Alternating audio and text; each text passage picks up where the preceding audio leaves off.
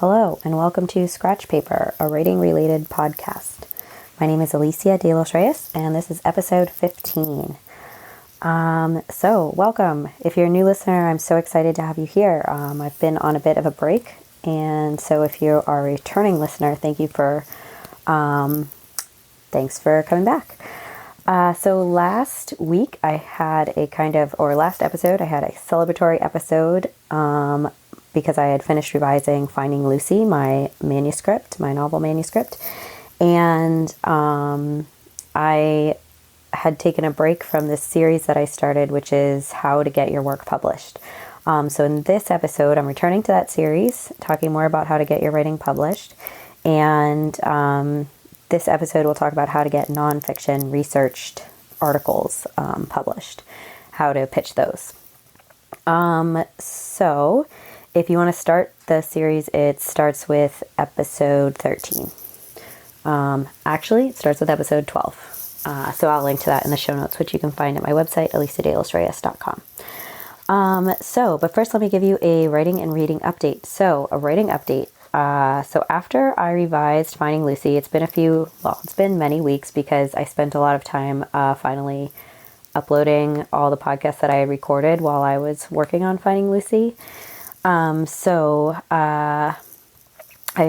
I finished revising it, I sent it to my agent and she liked it, which is awesome. And the manuscript is currently on submission. So I had a few small tweaks to make and I did those. And then my agent has sent it out to a bunch of publishers. And so far I've gotten nice rejections, some not nice some standard rejections. One really nice, encouraging, also heartbreaking rejection.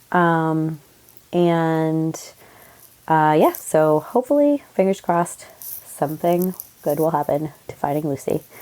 But in the meantime, I've also started working on some new writing. So I spent a few weeks just not writing at all, which was a nice break. And then I also spent a few weeks kind of just like writing whatever I wanted. And I wrote all kinds of different things. I wrote like one really creepy story and then one story that had the same characters in it that was not creepy, but was supposed to be kind of like funny, like a romantic comedy, or like a comedy, like a Jane Austen-ish kind of story. Comedy of manners. That's what I'm going for. And then finally I decided to settle on this current writing project. What I planned to do was like look around and try different things, and then if I liked anything, I would try and write 100 pages of it. So I settled on this one project which I'm working on now, and my goal is to work towards 100 pages. And that project is fiction also. It's a novel, and I'm still in the early stages, so I'll share some more about it maybe later on. But sometimes it's kind of nice to just not tell everybody what you're working on. But I wonder if any of you feel that way.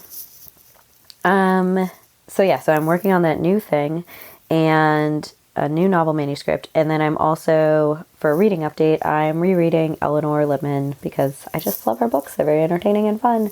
And I also just checked out the new book by Judy Blume, the like adult fiction novel. So I hope to read that. The books I've reread by Eleanor Lipman, The Inn at Lake Divine, which is one of my favorites. And now I'm kind of just picking up and putting down My Latest Grievance, which I've already read. And I really enjoy both those books. And My Latest Grievance also takes place during winter, so it's appropriate because it's really cold here in Seattle. Okay, so now let's get into the lesson. So this episode, which is the third in the writing series about how to get your work published, is all about pitching nonfiction articles. So here I'm not talking about personal essays, even if they have like some research in them, literary essays that you would submit to a literary journal. I'm talking about like magazine articles. So articles that reporters write, that independent writers write also, but that involve a lot of research, interviewing, going places. They probably have some photos that come with them. And so these can be for internet or print publications. It's all kind of the same thing. And I have a few. This is where I've been like the most published, and I think nonfiction articles are like the most. That's probably where many writers start, because there's just so many nonfiction publications online and in print, and they need so many articles all the time that there are tons and tons of opportunities for people to get their work published in them. Whereas literary journals are like kind of underfunded and volunteer run, and there's a seemingly like huge, way more fiction writers than fiction publications. It just seems that way. I wonder if that's actually true. But nonfiction has kind of like the opposite problem. Like there's just like always these slots open that need to be filled with articles. And so it seems to be like there are just many, many, many opportunities for people to get their work published. You might not get paid, but you'll get some publications and yeah, add them to your resume. So if you remember, or maybe if you aren't interested in the fiction one, you didn't listen, but if you did listen to the fiction, how to submit fiction, the idea is you look for literary journals that are a good fit for your work, and then you send off your work along with a cover letter. So nonfiction is a bit different in that it starts the same way. You look for publications that are a good fit for your work or that you might be interested in writing for, but you don't have to have your article already written. You don't have to have it like totally drafted. And you send a cover letter, but the cover letter is much more important for your nonfiction pitch. So it's actually called, not really a cover letter, more of a pitch letter.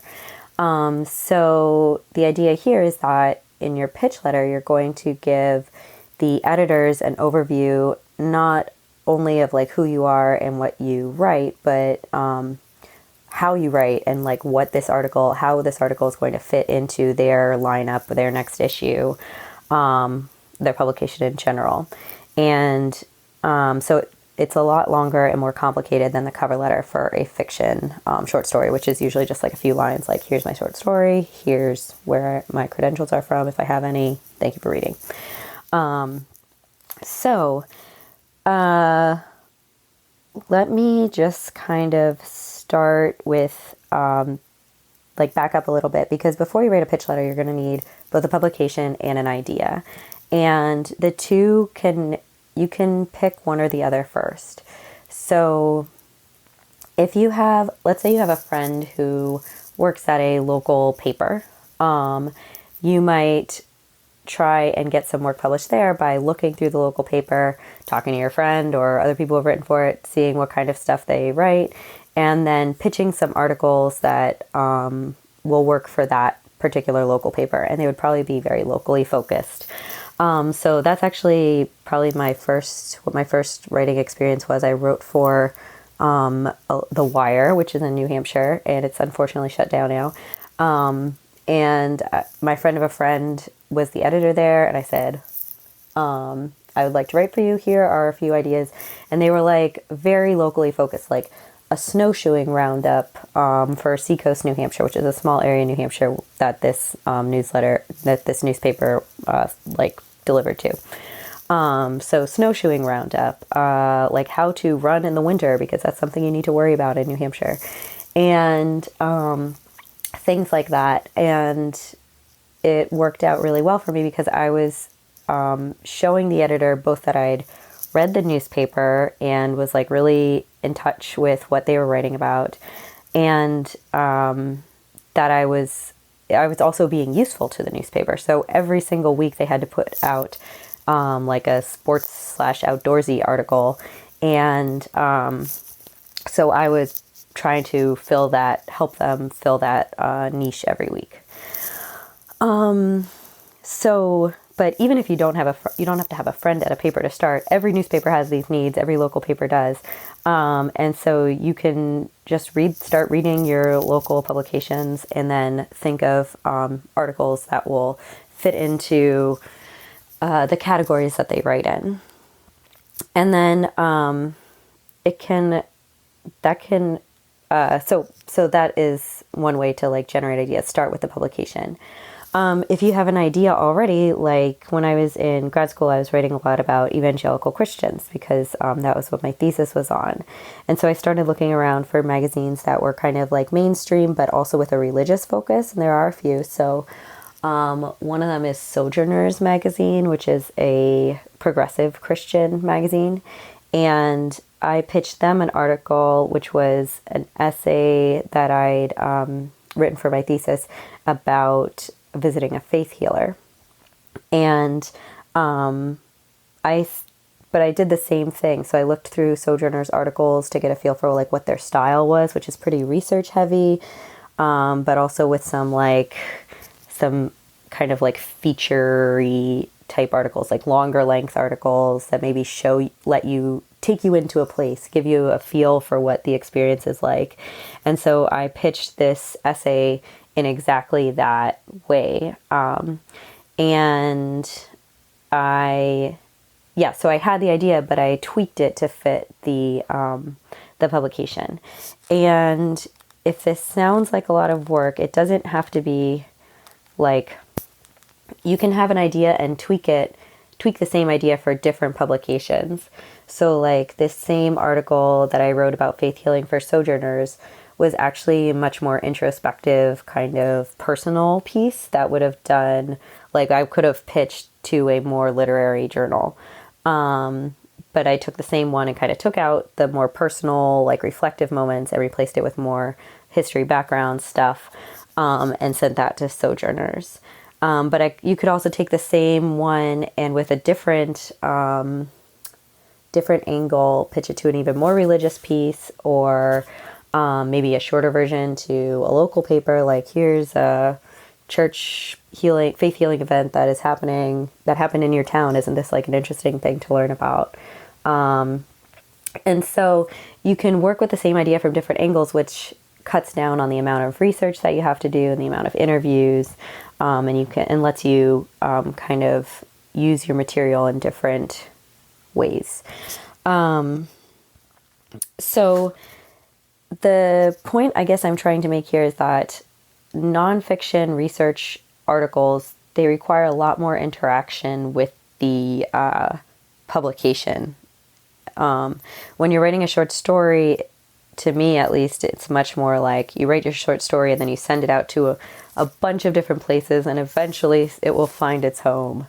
But with nonfiction, I think my most successful work has been when I really understood the publication that I was pitching to, really had showed familiarity with the publication, and was acting in a way like writing something that was helpful to them to have, that was useful to them.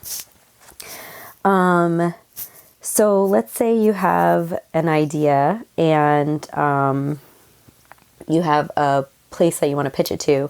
You don't necessarily have to write the entire draft. For my very first publication, I think I had the entire draft written because I was in grad school, and so I was like writing.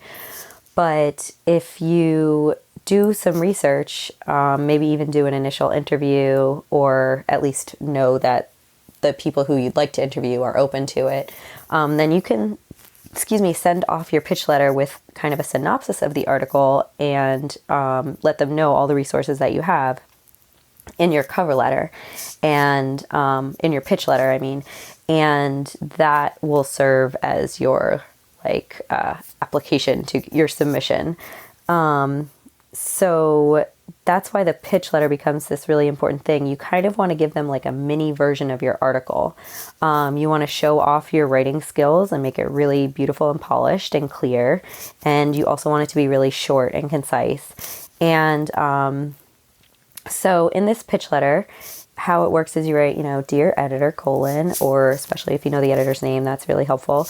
And then you'd introduce yourself and any credentials that you have. So credentials might be like an MFA, or if you're a professor, or if you have written any other publications. But usually actually you put the publications at the end. You just have a brief introduction. I would say something like, my name is Alicia de los Reyes. I'm a freelance writer based in Seattle, Washington. And if you have any connection to the editor, that's always really helpful. So I haven't really talked about this, but like talking with people, other writers, is a great way to find publications. Like my friend Larry, who is friends with the editor at The Wire, I was like, oh, Larry, I could write for The Wire. And he was like, oh yeah, you could. And, he said, go email the editor and tell him I sent you. And that was totally like my in. The editor was like, oh, you're a friend of Larry's? Come on, write for us. Basically. But that can be, it sometimes seems impossible to get these connections, but I think that like, it happens slowly, but you can, if you stay friends with writers, they eventually go on and do cool things. So, whether that like you could join a writing group, attend a writing conference, take a writing class, all those things, can help you eventually connect to other publications. So anyway, mention your connection to the editor if you have one in that very first paragraph. And then go into your idea for your article and also why it would be such a great fit for this magazine. So, as an example, the Sojourners article, which I wrote about faith healing, I pitched it as, here's the history and here's like a brief introduction / history of faith healing, which I've noticed you haven't written on in, several issues. So, and it's still an important part of the evangelical movement today. So those things are all important to Sojourners magazine. They like to write about evangelical Christians because it's part of modern Christianity. They like to kind of explore the history of movements, Christian movements, and where they come from, where they are today. And they also, like I said, have that experiential thing. So I said I went to this faith healing conference and I met people who were healed, and talked to the faith healer, and I have interviews with all these people. And so like, here's the article that I'm going to write for you, that I would like to write for you. And so you weave all those things into your pitch letter in a beautiful, as pretty writing as you can make it, and also as short, but it doesn't have to be like, I've had success writing like a whole page long query letter, maybe like 3 or 4 paragraphs, and just really going into as much depth as you can in a short space with what you're going to write, how you're going to write it, and why you are the person for the job, and all the while showing why it's the perfect fit for this publication. So then after your pitch, then you close with, I've written for blah, blah, and blah. If you have any publications, if this would be your first publication, that's totally fine. You just leave out that sentence. Thanks for your time, and I look forward to hearing from you. Some people also put in like, if I don't hear from you in a few weeks, I'll follow up or something like that. But I don't usually write that. I just write, thank you so much. Look forward to hearing from you. And then leave all your contact info. So now here is another place where pitching nonfiction is different from submitting your fiction, in that you probably should follow up. So I always follow up after 3 weeks, and maybe again after 6 weeks. And I've had people respond to me like months later and say, yes, we want this, we'll pay you for it. Well, like, give us this article, sounds great. And like many months later. So don't be surprised if the turnaround is still not a super fast turnaround. It still is probably worth it to follow up. So a story about following up, I had pitched the Pathos Network, which is a blog network, with this idea for a blog I had. And I followed up maybe like 5 weeks later. And the person emailed me back like that day, I think, or the next day, saying, oh yeah, this is a great idea. We just lost it in the slush pile. But I've had other even crazier emails back. Like once I pitched somebody and a year later they got back to me and said, oh, I'm really sorry. And I had followed up with them and heard nothing. And they said, oh, I'm really sorry. This just got marked as read or something like that. Or they just never followed up on it. But it sounds great. Can you still write it for us? So, but the moral of the story is it pays to follow up with nonfiction. Don't do it obnoxiously or crazily. But I think once after 3 weeks, once after 6 weeks is totally reasonable, or whatever their guidelines say. So some places will say if you don't hear from us within such and such time, then that means that we've rejected you. Your work is not a good fit right now. And you should just abide by that also. final point related to that, which is follow the rules and like be really clear about how you're following them. So in Sojourners, it said you can never don't pitch us anything that's been published elsewhere, even on like a blog. And so I said, this has not been published elsewhere, and I won't be pitching it to anywhere, until I hear from you, something like that. So yeah, follow the submission guidelines, but that goes for fiction also. So that is a intro to how to pitch nonfiction. There's a lot of really great resources online for writing pitch letters.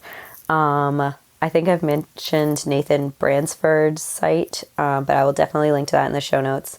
And the best way that I've learned how to write these is by reading others' pitch letters and by just kind of having a form pitch letter that I start with and then tweak for the different publications and ideas that I have. So it's kind of like, like you learn about the 5-paragraph essay in middle school.